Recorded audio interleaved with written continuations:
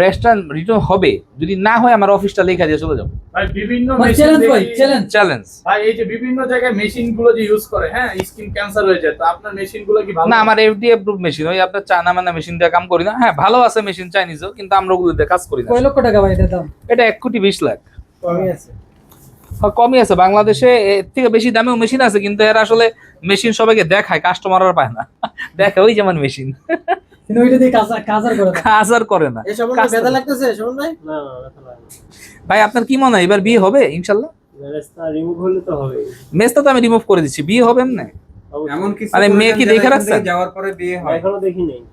ও দেখেন নাই না? ভাই মেস্তা দেখে গার্লফ্রেন্ড চলে গেছে। ওনার মোবাইল তো। ওনার দাড়িগুলো তো পেকে গেছে ভাই, দাড়ি কি কালো করা যাবে? হ্যাঁ দাড়ি কালো করা যাবে না, ওই সাদা দাড়িটা উঠান যাবে। আপনার অনেকের আমাদের কাছে হেয়ার রিমুভ করতে আসে, কিন্তু কারো কারো পাকা দাড়ি থাকে, পাকা দাড়ি কিন্তু কোথাও রিমুভ হয় না, আমাদের এখানে রিমুভ হবে। এই ভিডিও যদি ভাবি দেখে তাহলে ভাই ভাবি কে?